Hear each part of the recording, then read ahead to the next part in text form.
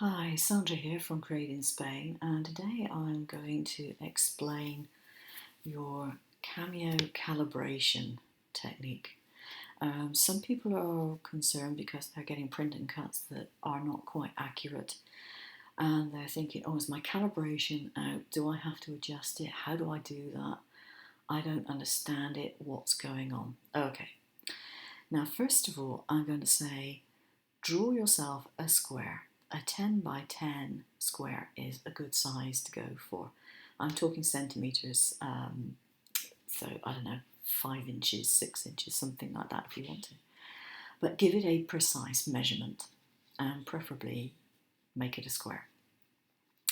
Either draw it or cut it and then take a metal ruler. We do not want you using dressmaking tapes or anything for this because they stretch.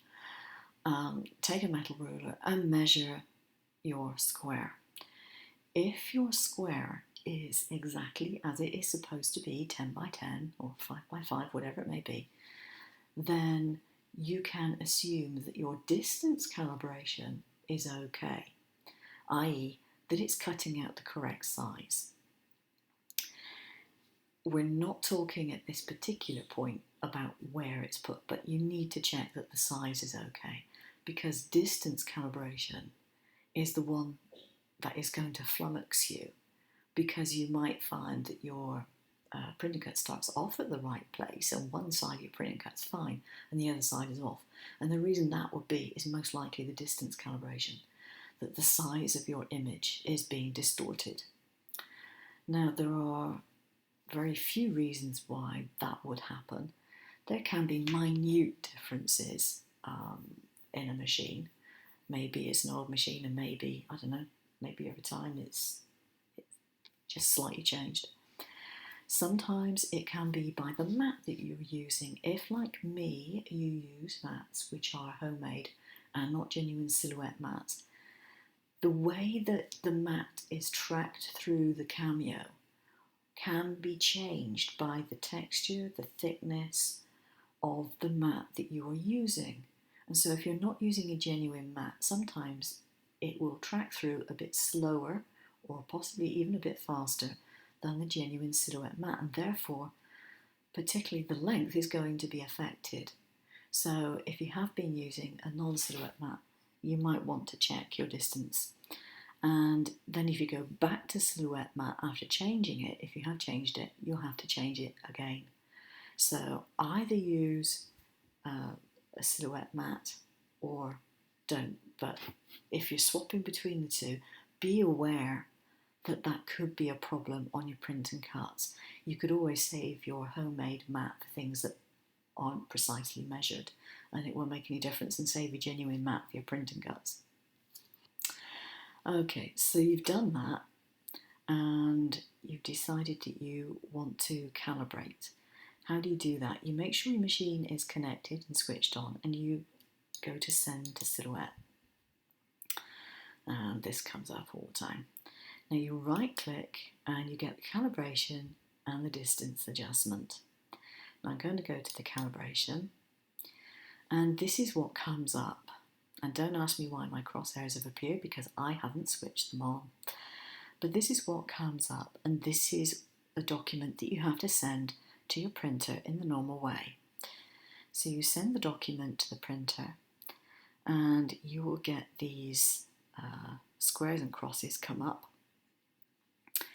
and you send it through to the Cameo and you line it up so that your blade is over the green square, and if need be just use your arrow keys to get it there, and you see whether it actually draws a line across and down in the same place that this line is, or whether indeed it's slightly off, like this one is shown here, it's slightly off, and then you can adjust it. And then you try it again. You go for the next square and you put your blade over. In actual fact, I recommend, if you have one, doing it with a Silhouette pen, If you don't have a genuine Silhouette pen, use your blade. And the reason I say that is because the other pens, if they're wobbling around a little bit in the holder, they may not be accurate enough for this. You want as high an accuracy as you can get. So you then do it again, and you do it again until you get it so that it lines up as perfectly as possible with these crosses. And then you know that your placement is going to be exactly right. Now, the other one is the distance adjustment, and this is the line here and here.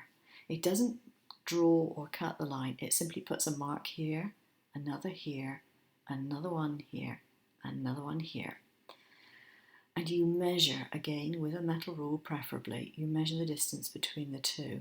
Now my machine is set up, or my software is set up with centimetres, and I believe, if I remember rightly, the measurement is 20 centimetres. Exactly 20 centimetres. Don't know what that would be if it's in inches. So you measure the gap between these two lines, and if it's 20 centimetres, you're fine. If it isn't, you adjust it. You check this one is exactly 20 centimetres, and again, if it isn't, you adjust it.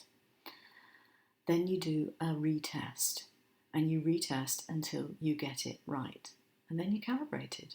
That's it. You save your adjusted settings, exit your calibration. That's it. Done, dusted. But do remember that this is the one for the distance or the size, if you like, of your image, and these are the ones for placement.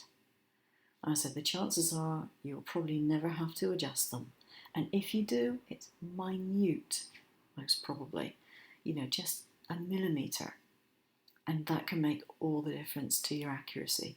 I hope you found this useful, that it's taken a bit of the mystery out of calibration. Thank you for watching. Bye bye.